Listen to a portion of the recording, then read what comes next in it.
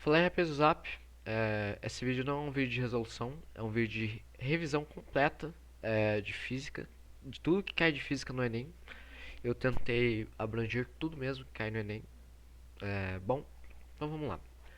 É, bom, você primeiro tem que saber que a física ela não é necessariamente muito trabalhosa em questão de números, em questão de matemática. Você não precisa ter uma matemática tão afiada. Mas a questão da física é mais de interpretação e você saber com que você está lidando, qual as unidades de medida você está lidando. Então é tudo, a física é tudo contexto, contexto, contexto, contexto, contexto. Você precisa saber de contexto. Imagina que você está numa conversa lá, aí você começa a ouvir o cara falando de uma história lá, não sei o que. Tipo, aí o cara foi lá e matou o outro na minha frente. Quem que matou? Quem que morreu? O que o cara fez? Então você precisa de contexto, você precisa de contexto para entender a física. E você precisa entender, principalmente, não é só decorar fórmula, você precisa entender o porquê das coisas e porquê das fórmulas e como elas aplicam, né, em determinada situação. Outra coisa que eu quero situar é que eu não vou estudar caso por caso de cinemática, dinâmica, eletrodinâmica, hidrostática, ondulatória, magnetismo, óptica, termologia, porque eu ia ficar umas 10 horas falando aí de cada coisinha e eu não tenho todo esse tempo de vida e eu também eu tenho preguiça. Então vamos lá. Primeiro, cinemática. Cinemática é a primeira coisa que a gente vê na escola, né? Cinemática. Lembra daquela famosa fórmula de espaço, variação no espaço. Variação no espaço vai ser igual a. Peraí. Variação no, variação no espaço. Swift eu sempre lembro dessa fórmula assim: a Swift. A velocidade vai ser a variação no espaço pelo tempo, certo? É que eu não uso essa fórmula, eu até esqueço, né? Tipo, ela assim, como todo, né? Mas essa fórmula aqui eu não uso, eu gosto mais da fórmula do MU, né? Quando a gente tem um movimento uniforme, que é basicamente o que essa fórmula está dizendo. Vamos fazer uma certa manipulação algébrica aqui, ó. Esse T a gente joga para cá e a gente sabe que o espaço vai ser igual a velocidade vezes o tempo, certo? Então o que, que isso nos diz? Que o espaço que a gente está chegando, olha só, a variação do espaço, que é o espaço final, vai ser a velocidade que eu tô, sei lá, que geralmente é dado por metros por segundo, vezes o tempo que eu despendi. Então vamos lá. Olha só, a gente tem uma velocidade, sei lá, imagina que seja 20 metros por segundo, certo? 20 metros por segundo. E eu desempenhei essa velocidade por, sei lá, 10 segundos. Qual que é o espaço final que eu cheguei? 200, não é? Espaço final, 200. 200 o quê? Metros, certo? Só que daí você vai lembrar lá no MU que o referencial, quando a gente faz essa manipulação algébrica, a gente está tomando o referencial como zero. Na verdade, essa fórmula do MU vai ser espaço final, vai ser o espaço inicial mais a velocidade pelo tempo, certo? Mas geralmente, esse espaço inicial vai ser zero, tudo bem? Então a gente vai partir de um ponto zero, de um referencial zero, e a gente vai caminhar esse tempo, e esse vai ser o nosso espaço final. A não ser que, por exemplo, fosse, sei lá, eu parti do ponto 10 e aí eu percorro esses 200 quilômetros, certo? 200 quilômetros. Aí eu tenho 210 no final, né? Enfim, é mais ou menos isso que você precisa saber. O que mais que a gente tem em cinemática? Em cinemática, a gente vai ter a parte de movimento uniformemente variado. Lembra lá que, por exemplo, quando a gente está numa pista, nem sempre a nossa velocidade vai ser constante. A gente vai ter uma aceleração do nosso carro e que essa aceleração vai variar conforme o percurso. De repente eu tô 30 metros, de repente eu tô em 20 metros, de repente eu fui para, sei lá, 40 metros por segundo, né? Então tem uma variação no meio desse percurso. E para o MUV, a gente vai ter três fórmulas principais. A gente vai ter que o espaço final vai ser o espaço inicial, mais a velocidade inicial vezes o tempo, mais a aceleração vezes tempo ao quadrado, dividido por 2. Meu Deus, isso aqui eu não consigo decorar, não entra na minha cabeça.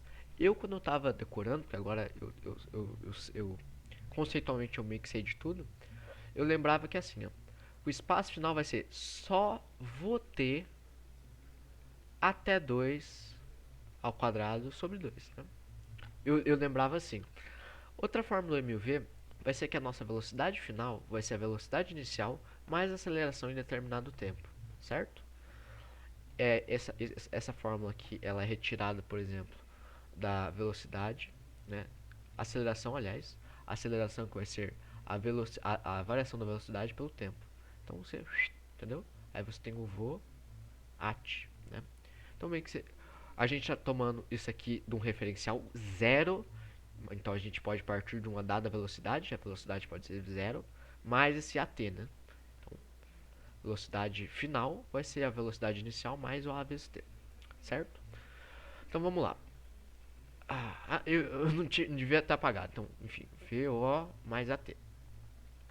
Agora vamos para a parte da famosa equação de Torricelli. Eu não vou demonstrar a equação de Torricelli, que vai demorar um pouquinho, mas você precisa saber que a velocidade final ao quadrado vai ser a velocidade inicial ao quadrado mais 2 vezes a aceleração vezes o espaço percorrido, certo? E quando a gente vai utilizar o Torricelli, perceba qual que é o único fator que a gente tem em comum em todas, mas a gente não tem nessa. É o tempo, né?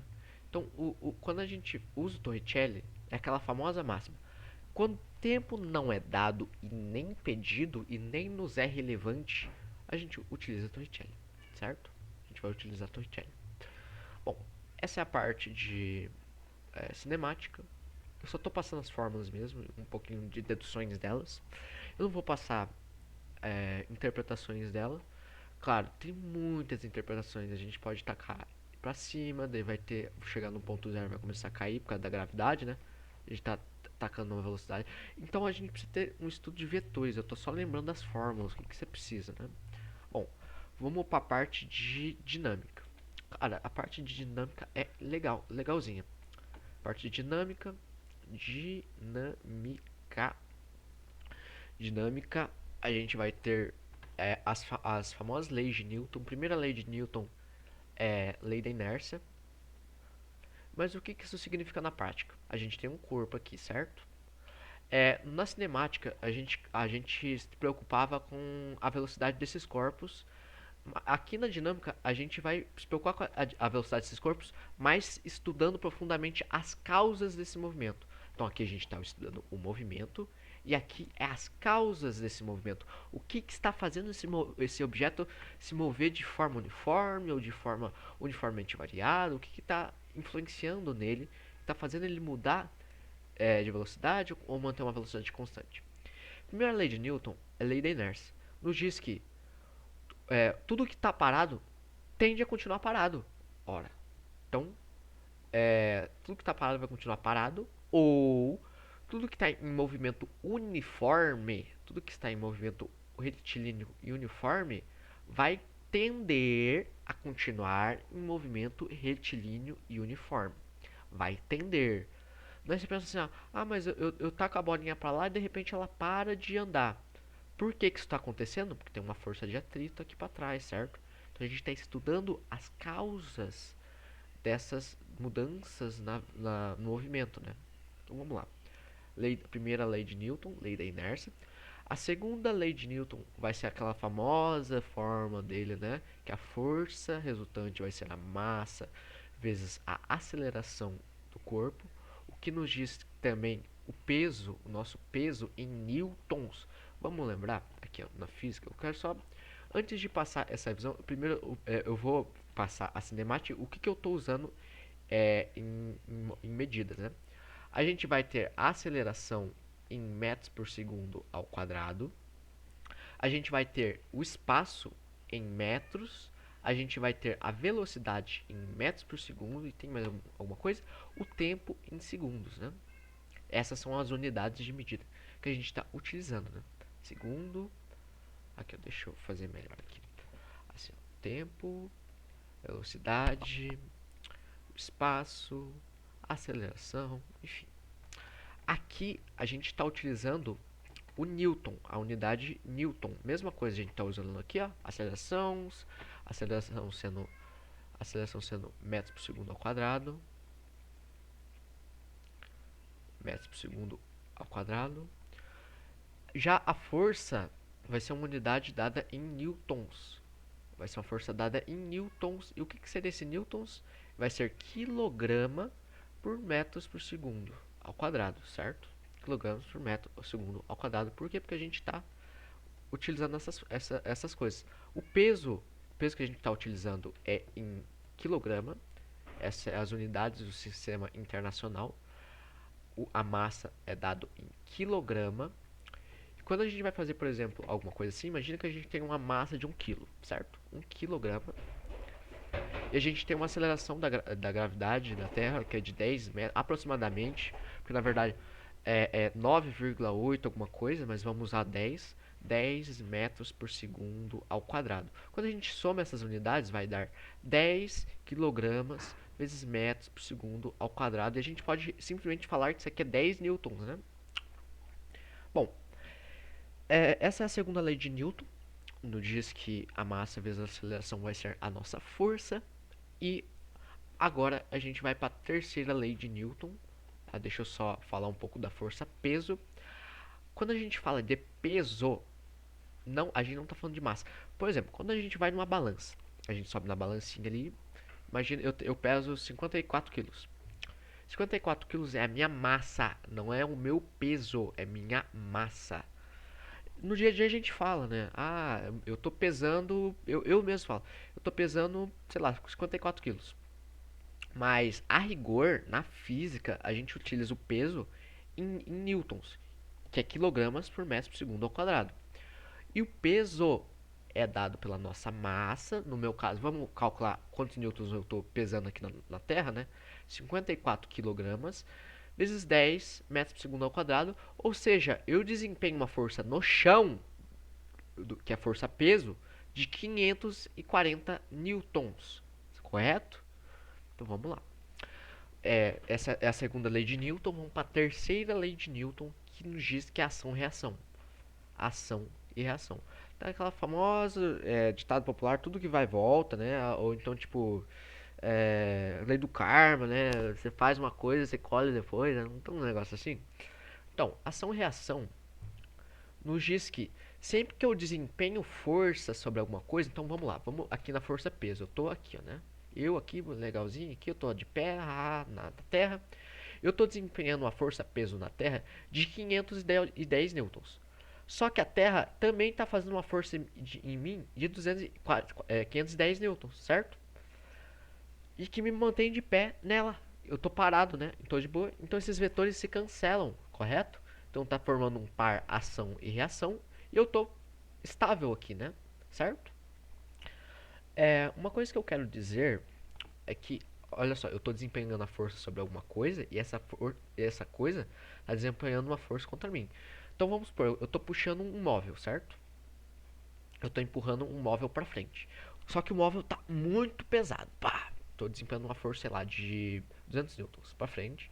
E esse móvel tem um atrito estático, eu já vou chegando em atrito estático de 300 newtons. Tô empurrando, mas esse móvel não tá indo, então ele tá desempenhando um par de ação-reação de 200 newtons para trás e que tá cancelando essa minha força aqui, ou seja, a gente não sai do lugar, certo? Perfeito? Beleza. Uma outra coisa que eu quero dizer é que quando a gente começa a estudar os corpos, né? A gente tem o nosso corpo aqui, nosso bloquinho, né? A gente estuda geralmente a física em bloquinhos. A gente tem esse bloquinho aqui, e esse bloquinho está desempenhando uma força peso para baixo, correto? E essa força peso para baixo tem a superfície aqui em contato e ela está desempenhando uma força normal para cima. Essa força normal para cima, ela não forma par de ação e reação com esse peso, embora eles cancelem, não é uma ação e reação, porque na verdade essa força normal, ela tem uma força de contato aqui com a mesa, certo? Essa força de contato aqui com a mesa. Só que a gente diz que essa força normal, cancela com esse vetor de peso, porque meio que essa força de contato cancela com esse peso também, é a mesma coisa que o peso, né? Então, enfim, é mais ou menos isso. É meio complicado explicar isso daí, mas é mais ou menos isto. Então, o que a gente vai ter de forças principais, né? a gente vai ter a força de tração, que é a força de cordas. A gente vai ter forças elásticas, eu vou explicar cada uma. Geralmente, força de tração a gente vai ter uma polia. A gente vai ter uma força elástica, certo? Força elástica. Ou a gente vai ter uma força. Deixa eu pensar. Uma força elástica, força. E a gente vai ter a força potencial gravitacional, que é peso, né? Potencial gravitacional, mgh. Potencial gravitacional, força potencial gravitacional. E a força potencial cinemática, né? Que é mv quadrado sobre 2. E também a gente vai ter o nosso famoso força centrípeta. Força centrípeta, que vai ser massa vezes velocidade ao quadrado vezes o raio. Eu não estou preocupado, eu não sou matemático, não sou físico, eu não estou preocupado com o rigor disso. Eu não estou preocupado em demonstrar o porquê dessas coisas. Eu estou preocupado em fazer a revisão, o que cada coisa é, certo? Vamos primeiro para a força de tração. Força de tração. Força de tração é muito interessante porque, vamos lá. Força de tração, quando a gente tem uma polia, certo? A gente tem um objeto aqui, ó, caindo, e a gente tem uma força, certo? A gente faz uma força para manter esse objeto estável, certo? Sei lá, imagina que a gente tem um corpo aqui que está desempenhando uma força, é 1 kg, né? 10 newtons. Como assim 10 newtons? Vamos imaginar que isso aqui ó, lembra que é o peso é a massa vezes a gravitação. Vamos supor que a massa disso aqui seja 1 kg, 1 kg. E a gravitação de 10, né? 10 metros por segundo aqui na Terra. Logo, o peso vai ser de 10 newtons. Entendeu? Já expliquei, está explicado aqui porque é de 10 newtons. Se eu deixo isso aqui agir na força da gravidade, ele vai cair para o chão e vai cair aqui na Terra e vai ficar estável de novo, né? Mas se eu venho aqui e desempenho uma força para cá de 10 newtons, ele vai continuar parado, ele vai permanecer parado, certo? Se eu faço uma força um pouquinho mais para baixo com esse vetor para cá, uma força, certo? Nesse caso, deixa eu só escrever aqui, a rigor, quando a gente chega nesse equilíbrio, eu posso dizer que minha força vai ser a força de tração, certo? A gente está no equilíbrio aqui. Se a minha força é um pouquinho mais que 10, sei lá, 11 newtons, e eu tô com um vetor, lembra que força é um vetor, eu estou desempenhando uma força para algum lugar, certo? Força sendo um vetor, eu estou desempenhando uma força para algum lugar. Se eu estou desempenhando uma força de 11 para cá e eu venci essa força de 10, isso aqui vai subir e eu vou vencer a força indo um pouquinho para cá, certo? Se eu continuar indo, ele vai subir até aqui, que ele chega aqui num ponto que ele não passa, né? Enfim, essa é a força de tração. Só que na física tem uma coisa muito interessante, que eu consigo, de certa forma, criar energia do nada. Como assim criar energia do nada? É as nossas famosas polias móveis. Imagina que eu tenho essa força peso de 10, né? A tração tem um peso de, tá fazendo 10 newtons, certo? Que tem tá no caso para baixo, que tá puxando para baixo, aqui, ó, essa corda para baixo. E no caso, eu estou fazendo uma força aqui com a polia, né? Mas olha só, imagina que eu tenho uma polia móvel aqui agora. Uma polia móvel, uma polia aqui, ó. O que está acontecendo? Eu tenho duas forças de tração para cima, né? Então esse aqui vai subir. Só que eu quero que você perceba uma coisa. Que quando eu fazer a força aqui para baixo, ela vai cair, essa força que eu tenho que fazer aqui de 10 newtons, na verdade vai ser de 5 newtons. Ué, como assim? Como assim que isso aqui vai ser duas forças de tração, certo? Ó, duas forças de tração pela minha força, né? Ou seja, a minha força vai ser tração dividido por 2, né? Enfim, o que vai acontecer é que agora eu vou ter que fazer uma força muito menor para subir esse bloco aqui, cara. Isso é muito louco, porque eu tô praticamente criando energia do nada, tô criando força do nada, tô criando newtons do nada. E a forma dessa polia aqui, a gente pode dizer que vai ser a nossa tração dividido por 2 elevado a n. Porque depende do tanto de polia que a gente tem aqui utilizando, né? Essa polia aqui não vai nos contar, vai ser só essas aqui, o n de polias móveis que a gente tem. Eu tenho uma questão dessa de polias móveis aqui no canal, vale a pena você dar uma olhadinha lá, porque é muito interessante, certo? Então vamos lá. Vamos para a segunda força, que é a força elástica, né? Força elástica, a gente tem a forcinha elástica aqui, vai ser Kx, a força elástica vai ser Kx. Kx é a nossa constante da mola, constante de deformação da mola, e o x vai ser o quanto essa mola deformou, certo? Então, se eu tô exercendo uma força para cá, ó, pá, essa mola tá exercendo uma força contrária à minha força para ela voltar a ser como era, né? Da mesma forma que se eu tô vindo aqui, ó, se eu boto um objeto aqui, ó, a mola tá exercendo uma força vetorial no sentido contrário da minha força aqui, ó, né? Certo? Vamos lá. Vamos agora para a parte de.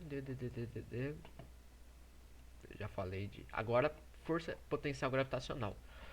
Força potencial gravitacional, a gente está tratando de sistemas conservativos de energia. Energia mecânica, que vai ser a famosa energia da do que a gente está trabalhando, que é a energia mecânica, que é a dinâmica, né? Vai ser energia cinética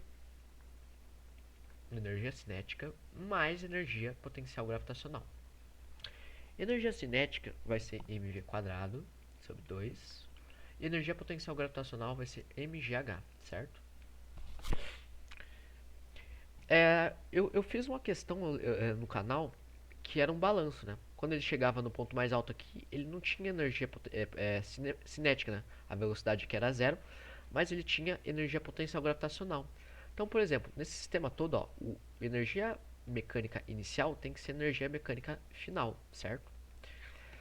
Então, enfim, é um sistema conservativo de energia.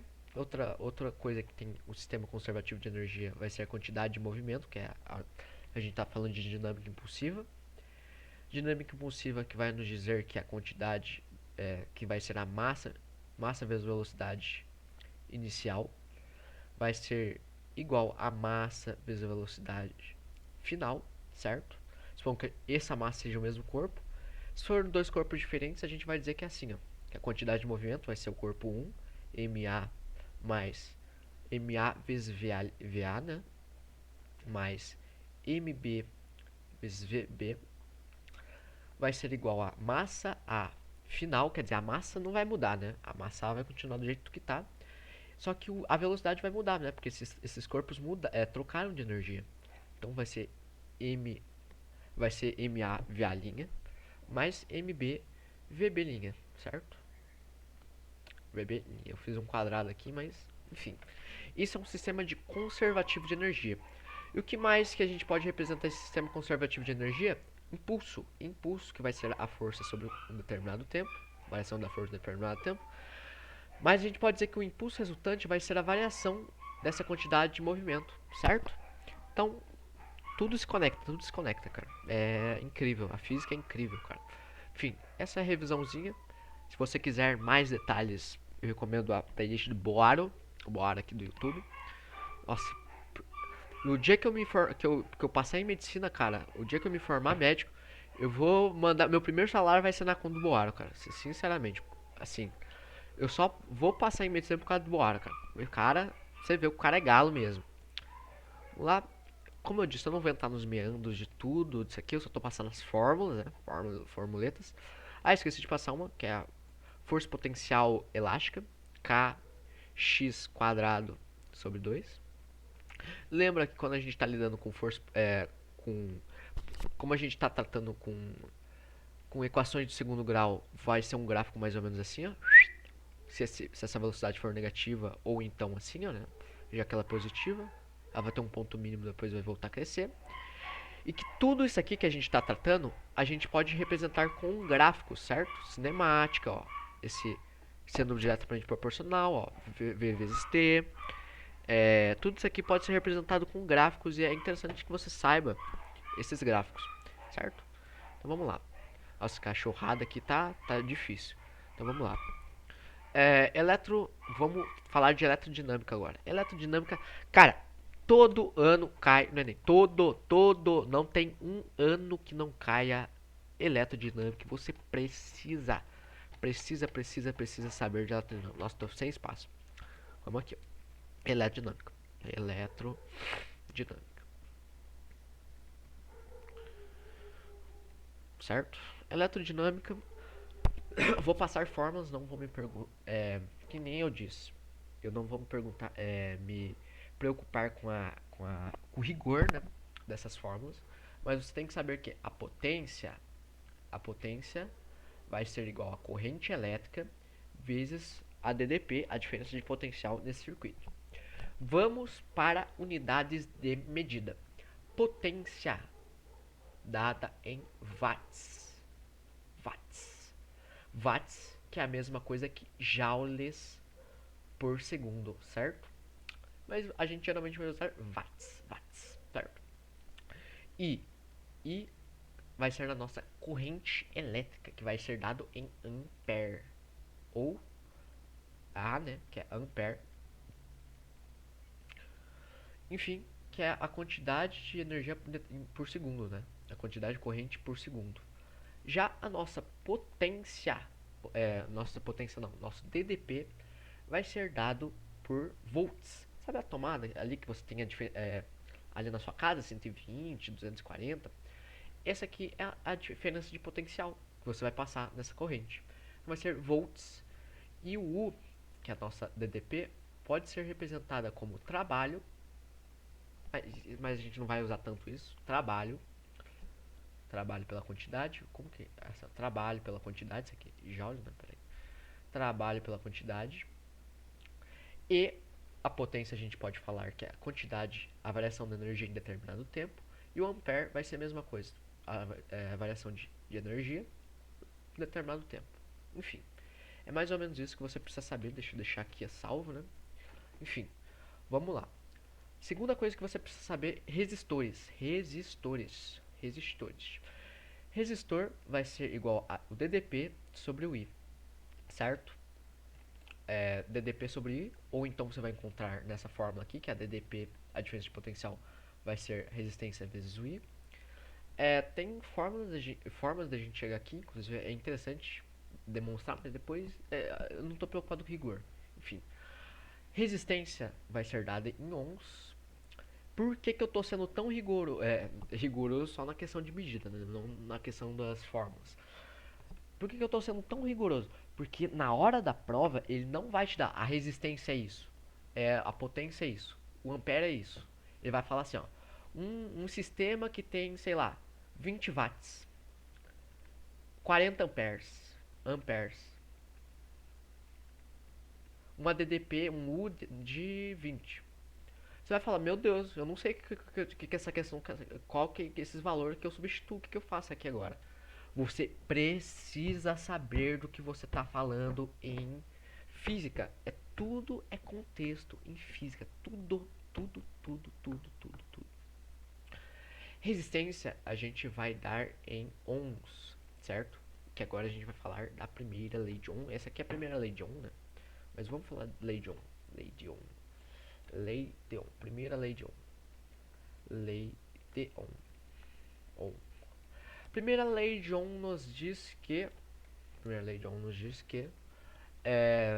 a resistência vai ser a DDP ao quadrado, a DDP não, ao quadrado não, a DDP vezes a corrente, a diferença de potencial vezes a corrente, ou então que a DDP vai ser igual a R vezes I, né?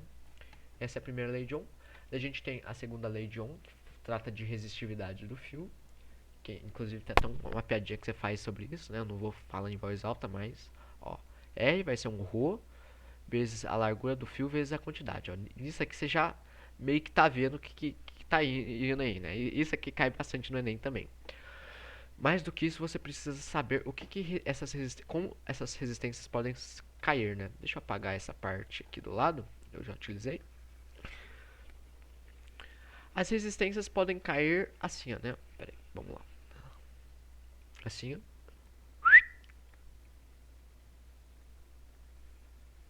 A gente tem um gerador, né? Sei lá assim, ó. Um mais e um menos, né? E a gente tem um resistor. Isso aqui é um resistor. É representado nesse esquema.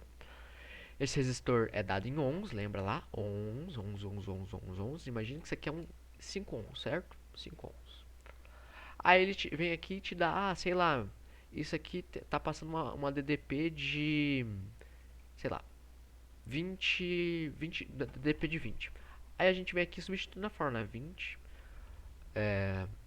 R vezes I, né? U vezes U sendo assim, deixa eu, U vezes R vezes I.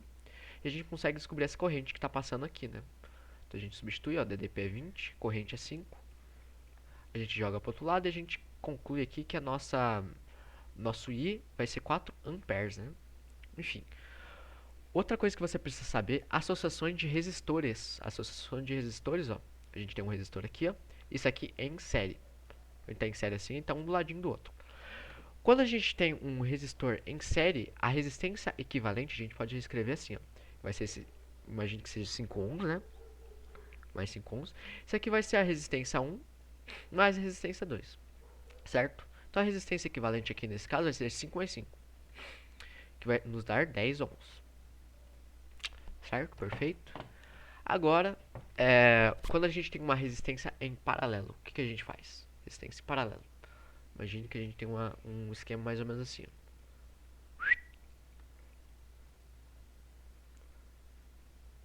Pronto, a gente tem uma resistência em paralelo. O que a gente faz aqui nesse caso? Bom, eu gosto dessa fórmula aqui. Você pode me criticar, mas eu gosto muito dessa fórmula. Que é assim, ó, 1 sobre a resistência equivalente vai ser igual a 1 sobre essa. Imagine que a gente tem uma de 4 e uma de 10. 1 sobre de 4 mais 1 de 10. E a gente faz essa resolução, né, de proporção. Vai ficar com 40 embaixo, 10 em cima. Ó, eu vou fazer borboleta aqui, ó.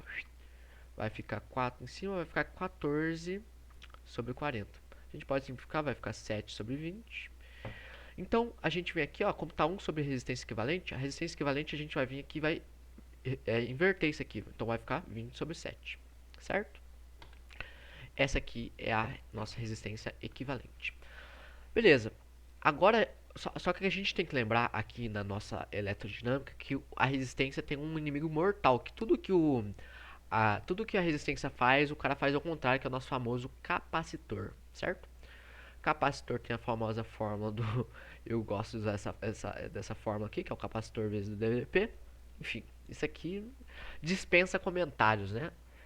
Ou então, o potencial... Ah, esqueci de falar do potencial do resistor. O potencial do resistor tem duas formas de a gente escrever. A gente pode escrever como assim, ó, vezes R vezes E ao quadrado. Ou então, a potência dissipada pelo resistor sendo assim, ó, por, assim, ó. Eu lembro assim, ó, por.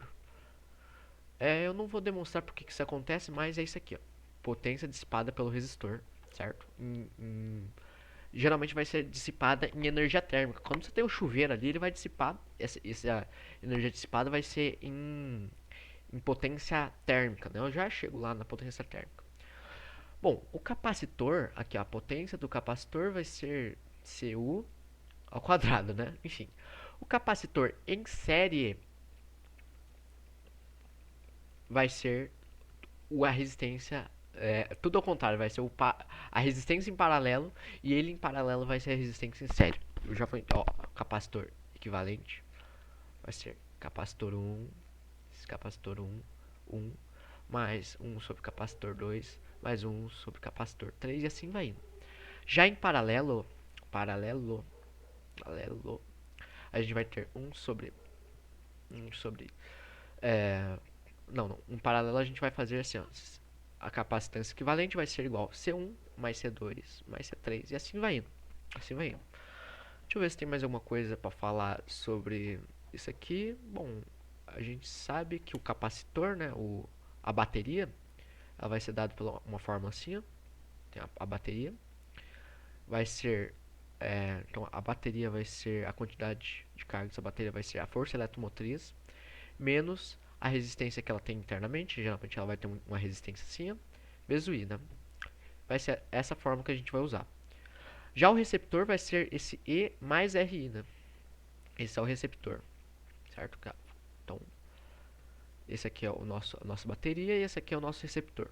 Enfim, Deixa eu ver se tem mais alguma coisa em eletrodinâmica. Ah, bateria em série. Bateria em série geralmente vai ser assim, ó. A gente vai ter um menos e um mais aqui. A gente vai ter um menos e um mais aqui. Isso aqui tá em série, certo? Ó, tem um menos e um mais aqui.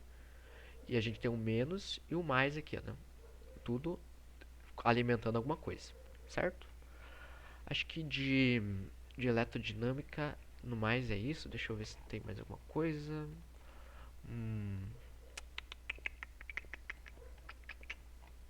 Acho que é isso, né? Não tem mais muita coisa pra falar de eletrodinâmica.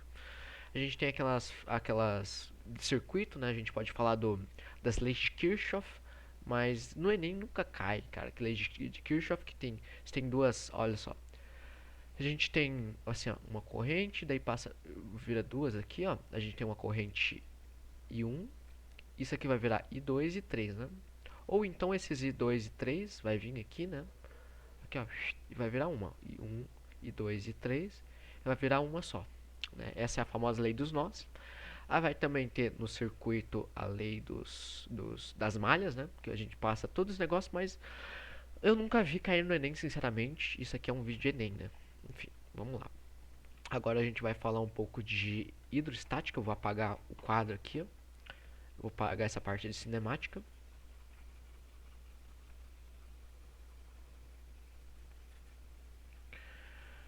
Bom, a hidrostática a gente só tem que saber de duas coisas, as duas fórmulas fundamentais da hidrostática. Hidrostática que empuxo vai ser igual a. Eu sempre lembro, é devagar, né? É devagar. O empuxo vai ser a densidade vezes o volume vezes a gravidade, certo? E a gente tem o nosso famosíssimo teorema de Stevin, que a pressão no líquido vai ser a pressão no líquido vai ser dGH, certo? É muito interessante a demonstração desse negócio, mas eu não vou fazer demonstrações. Você só precisa saber que a pressão é dada em Pascal, certo? Pressão Pascal. Pressão. Eita, errei aqui. Pressão é dada em Pascal. E que, deixa eu ver, um empuxo, acho que se eu não me engano, é dado em Pascal também. Empuxo. Ou em Newton, não sei.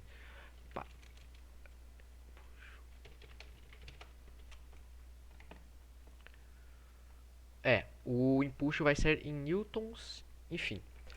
Outra coisa que eu quero mostrar aqui, quando a gente está tratando de hidrostática, é que a densidade vai ser a massa pelo volume. Deixa eu fazer essa demonstração do teorema de Stevin. A gente sabe que a pressão é a força sobre a área, não é verdade? A pressão é a força sobre a área. A força, quando a gente tem alguma coisa que está afundando no líquido, a força vai ser a força-peso, não é verdade? Então a gente pode vir aqui e substituir, ó, peso, a força-peso vai ser massa vezes gravidade sobre a área. A massa a gente pode representar assim, ó, a densidade vai ser a massa sobre o volume, né? O volume a gente taca para cá, então a gente sabe que a massa vai ser a densidade vezes o volume. Então a gente substitui aqui, ó, P vai ser a massa vezes o volume vezes a gravidade sobre determinada área, né? O volume, lembra lá na matemática o volume é a área da base pela altura? Então a gente substitui aqui, ó. Isso aqui vai ficar muito lindo mesmo. Pressão vai ser a massa vezes a área vezes a altura vezes a gravidade. Isso aqui a gente pode cortar, ó. Então a gente sabe que a pressão nesse líquido vai ser a massa vezes a gravidade vezes a altura. Nossa, esse quadro aqui ficou meio bagunçado, hein? Vamos lá. Deixa eu apagar aqui, ó. Essa parte toda.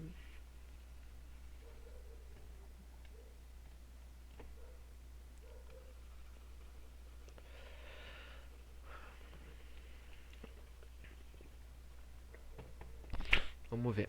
Agora, deixa eu ver o que mais que a gente tem. Hidrostática. A gente, quando tem dois.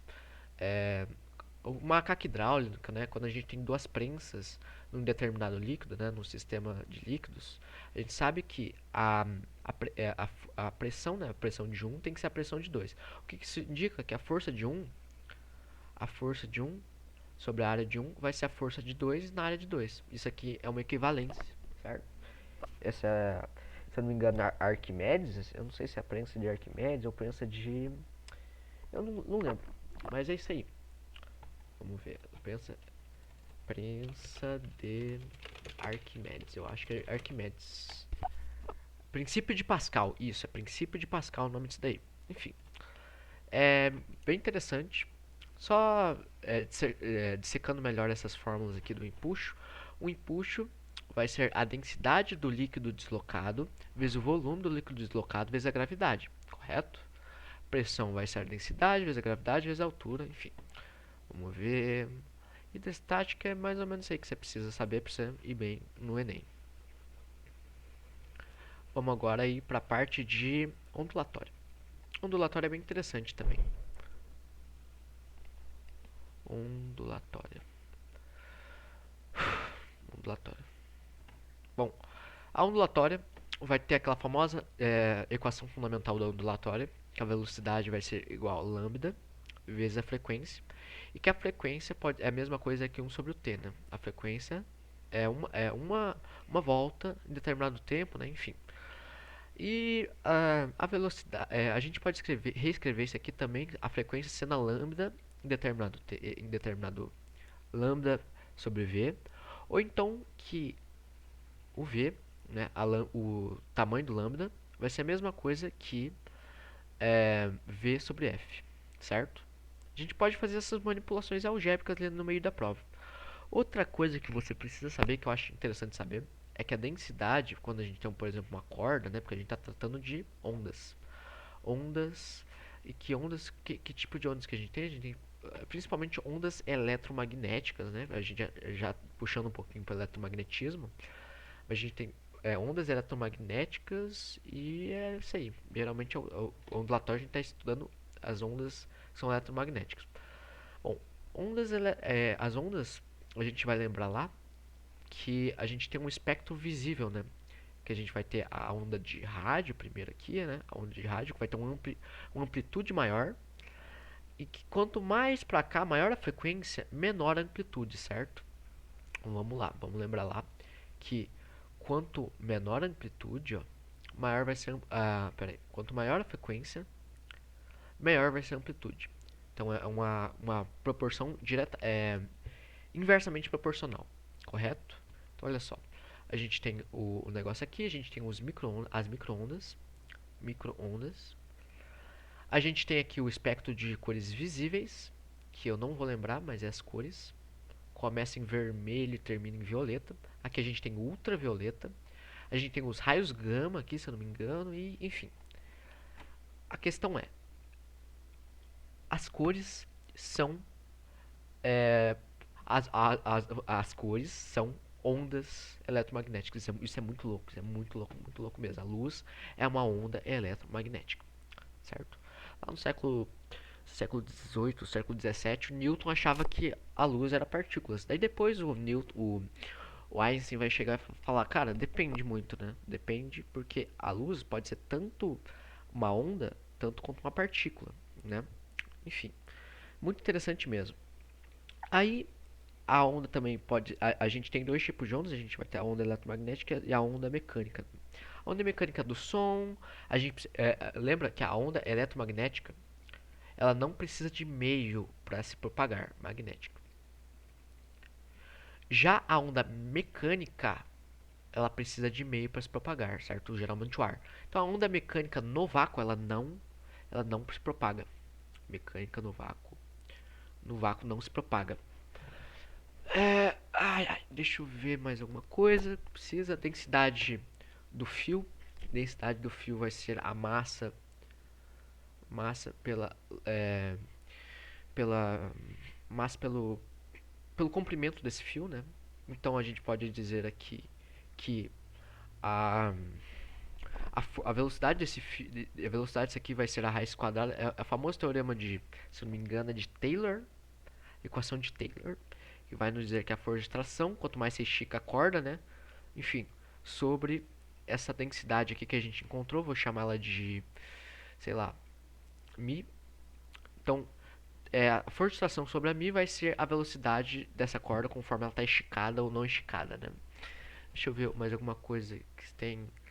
Beleza, a gente tem fenômenos ondulatórios, né? Mas eu vou fenômenos ondulatórios que a onda tende a o nome disso aqui é difração, né? que a onda tende a contornar obstáculos.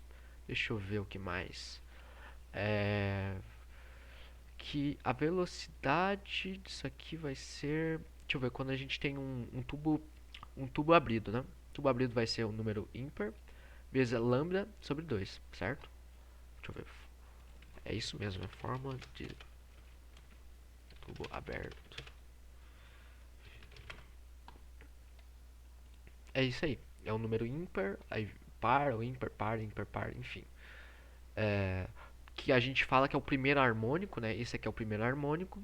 Aí, ó, que é lambda primeiro harmônico. Harmônico. Já o segundo harmônico vai ser esse aqui, ó, lambda sobre 2. Então vai ser só lambda, segundo harmônico. Assim vai, cara. Pau tora, filho. Pau tora. E assim, primeiro harmônico, então a gente vai aqui, ó, Vn, né? Vn. Esse aqui é o primeiro, V1, V2, V3, enfim, e assim vai indo. Beleza, vamos para a parte de... Deixa eu ver o que mais que a gente tem aqui. Tem mais alguma coisa de ondulatória? Deixa eu ver, é mais isso, né? Eletromagnetismo. Eletromagnetismo, cara, clássico, clássico, clássico. A gente vai ter várias coisas que... ó, o ímã vai ter o norte, vai ter o sul, né? Norte, sul... Vamos falar que esse aqui é o norte, esse é o sul. Ele vai ter ondas mais ou menos assim, ó, muito louco, é muito louco o esquema do ímã. Vai fazer ondas mais ou menos assim, ó, em volta deles assim, ó, e tudo indo, uma comunicando com a outra, né? E quando a gente corta esse ímã no meio, vai formar um norte e um sul, né? Ele sempre vai formar um norte e um sul. Se a gente corta ele aqui na metade, vai continuar. Se a gente corta ele aqui na metade, olha só, peraí, a gente cortou isso aqui na metade. Tem tem um caso em que isso aqui vira norte-sul. Enfim, é mais ou menos isso que você tem que saber. As formas de eletromagnetismo, eu gosto de lembrar sendo assim, ó, que a força, quando a gente tem a partícula, né, no meio entre duas, a gente tem a força da gravidade, tem as forças aqui do campo elétrico, né? A gente vai lembrar que faça um bom vestibular, né? A regra da mão direita, faça um bom vestibular, né? Aqui é a força, aqui é o campo elétrico e aqui faça um bom vestibular, que é a velocidade, certo? E que a força nisso aqui vai ser que bom ver sem óculos. Sem óculos, sendo de teto. Sendo de óculos. E a gente vai ter outras formas, tipo, né? Habib me vê um kibe. Habib me vê um kibe. Ou então, aquela famosa forma do. Ah, isso aqui é muito importante. O ímã, quando a gente gira ele, quando a gente pega um ímã e a gente gira ele num campo magnético, né? A gente está gerando energia, certo? A gente está transformando energia mecânica em energia elétrica. A gente pode estar transformando energia mecânica em energia elétrica. Como assim? A gente tem, por exemplo, sei lá, um negócio aqui, um campo magnético aqui, certo? De fios. Os fios, né? Eles geram campos eletromagnéticos também, certo? Os fios geram campos eletromagnéticos. Lembra lá da mão direita, quando a gente tem um fio passando aqui, ó, certo? A, a, a direção desse campo eletromagnético anti-horário, certo? Você pega a sua mão direita. Ah, não, não, pera aí. É no sentido contrário. Chapei aqui um pouco. Sentido anti-horário. Vai ser assim, ó. Isso aqui gerando esse campo eletromagnético aqui, quando a gente aproxima um ímã e faz uma variação aqui, ó, certo? Uma variação aqui, a gente vai gerar uma força eletromotriz, certo? Essa força eletromotriz pode ser representada pela variação aqui no meio, né? A variação que foi utilizada, pelo tempo que a gente ficou fazendo essa variação. Enfim, não cai muito de eletromagnetismo no Enem, mais os conceitos básicos de eletromagnetismo. A gente pode ir para óptica, óptica, enfim. Eu vou falar só os elementos básicos da óptica, né, os fenômenos básicos da óptica, e a gente pode ir para a termologia e fechar esse vídeo aqui, né? Enfim, a óptica, a gente vai ter três fenômenos principais. A gente vai ter a refração, a gente vai ter a refração, a difração. E deixa eu ver, de refração, difração. E a gente vai ter toda aquela parte da ótica que a gente vai estudar as lentes, né? A gente vai estudar o olho humano, que é muito interessante essa parte. Que lá no fundo dos olhos a gente tem os bastonetes que identificam os fótons, né? A gente pega o olho aqui, ó. Lá no fundinho do olho a gente tem. E que quando a gente vê a imagem aqui, ó, certo? A gente está vendo ela invertida, mas o nosso cérebro lá no fundo ali, a retina, desinverte essa imagem que a gente está vendo, né? Enfim, é muito interessante. Lembra lá que a luz é uma onda eletromagnética, que a gente tem o espectro de luz visível, que a gente tem ultravioleta. Aí tem o espectro de luz visível, que vai ser vermelho, azul, as cores do arco-íris ali, né? Enfim, e a gente vai ter o ultravioleta. A refração, quando a gente tem a refração, vai ser a luz incidir de um meio e vai entrar em outro meio. Então a refração a gente pode lembrar daquela famosa formuleta, que é a velocidade da luz e a velocidade, sobre a velocidade da luz em determinado meio. Ela vai mudar um pouco de, de, de sentido, né? Difração vai ser a capacidade que essas ondas têm de contornar obstáculos. A gente vai ter a polarização. Polarização. Quando a gente tem diversos raios vindo em direções bagunçadas, a gente tem um filtro polarizador aqui, ó. Ele atravessa e fica uniforme. Geralmente vai ser uma lente, né? Eu represento dessa forma aqui, mas pode ser uma lente, cara, geralmente, ó. A gente bota aqui uma lente, ela vai estar bem uniforme aqui, ó, certo? Polarização é isso. A gente tem também a reflexão. Reflexão quando a gente tem um meio, tipo, aquela questão no Enem que eu resolvi esses tempos, que a luz ela tem um fenômeno de difração aqui dentro dessa garrafa que está cheia de água, né? Só que ela vai bater aqui, ó, e ela vai refletir em outros meios aqui, ó. Ela vai refletir, ela reflete, a luz reflete algumas coisas, tipo a luz do sol refletindo a luz da lua e a gente consegue ver ela brilhando, né? Inclusive a gente achava que a lua tinha luz própria, mas na verdade não, ela só está refletindo a luz do sol, certo? A gente tem a reflexão aqui também. Deixa eu ver. A gente tem a absorção, só que essa absorção eu tinha que ter falado no ondulatório. Quando a luz, a energia incide em determinado meio e esse meio absorve. Então ela pode absorver geralmente vai absorver, por exemplo, se fosse a luz do sol vai ser em potência térmica. Enfim. Vamos para a última parte da nossa revisão zona aqui, que é a parte de termologia. Termologia é muito interessante. São duas fórmulas principais. Na verdade, tem um tanto de fórmula. Termologia, a primeira coisa que eu quero falar vai ser os estudos dos gases. Estudo dos gases, vamos lembrar lá, a famosa lei de Clapeyron. Clapeyron. Na verdade, a primeira lei da termologia, que a lei da termologia vai nos dizer que eu trabalho. A primeira lei da, eu sempre esqueço quais são as variáveis que a gente usa, mas eu sei dizer primeira lei. Tem trabalho e a variação da energia interna. Então a quantidade aqui, ó, quantidade de energia, vamos lá. Quantidade de energia vai ser a variação da pressão interna, né? Variação da pressão interna mais o trabalho realizado ali, né? Outra coisa, só que isso aqui nunca cai. Outra coisa da termologia vai ser a nossa famosa equação de Torricelli. Vai relacionar pressão vezes volume, vezes um N, número de mols, R, que vai ser a constante de Clapeyron, e a temperatura. A temperatura aqui, ó, dada em kelvins. Temperatura aqui, ó, nesse caso, Kelvin. Temperatura Kelvin. Kelvin, certo? Dado em Kelvin, então se ele te dá em Celsius, você vai ter que converter. Então, sei lá, geralmente ele vai te dar 27 para fechar aqui, ó, porque pra gente converter Celsius em Kelvin, a gente precisa pegar 273 mais o Celsius para dar o Kelvin, né? Então, geralmente ele vai te dar 27 para fechar bonitinho. Isso aqui que vai dar 300 kelvins, né? 273 mais 27, 300 kelvins bonitinho, essa temperatura ambiente. E deixa eu ver o que mais. Fahrenheit. Fahrenheit, se a gente quer converter Celsius em Fahrenheit, a gente faz assim, ó.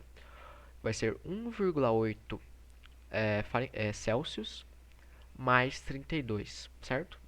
Então, isso aqui vai nos dar o Fahrenheit se a gente quiser substituir Celsius em Fahrenheit. Deixa eu ver o que mais. Deixa eu pensar. Tem o famoso PVT Povotó, PVT, PVT, pressão inicial, volume inicial, temperatura inicial, isso aqui é tudo. Aí a gente vai ter as transformações isovolumétricas, em que o volume é constante, certo? Sempre constante. Isobárica, em que a pressão é constante. A gente vai ter a adiabática. A adiabática não vai ter troca de calor. Adiabática não vai ter troca de energia, de calor, né? Sem troca de calor. E vai ter adiabática ou isocórica, né? Que a gente pode chamar isocórica. Vai ter mais alguma coisa? Isovolumétrica, isobárica, iso... isotérmica, né? Isotérmica é que a temperatura é constante. Temperatura. Deixa eu escrever aqui melhor. Troca de energia, né? Energia. E a temperatura constante. Deixa eu ver se tem mais alguma coisa. As famosas fórmulas da termologia, que é o calor sensível. A gente tem o calor sensível. Sensível. E o calor latente, né? O calor sensível é a gente está tratando da mudança de temperatura naquele determinado meio, naquele determinado material. Que vai nos dizer que a quantidade vai ser aquela famosa forma, que macete, né? Massa vezes o calor específico vezes um delta, a variação de temperatura, mas eu gosto de falar que é delta teta, mas você pode escrever MCT mesmo, Maria Conceição Tavares. E tem a fórmula do calor latente, latente, que vai ser a quantidade, vai ser a massa que mole, né? Que mole vezes o calor latente. Enfim, a última parte aqui que eu quero passar vai ser de a dilatação desses materiais. Cara, é muito parecido. A forma de dilatação de materiais é muito parecida. Dilatação. Vai ser aqui a dilatação de, sei lá, do volume. Vai ser o nosso volume inicial vezes uma constante. Acho que geralmente vai ser gama. Vezes a variação de temperatura, né? Mesma coisa. Volume, pressão. Acho que volume. A gente vai falar de variação de massa, se eu não me engano. Deixa eu ver. Variação, pressões.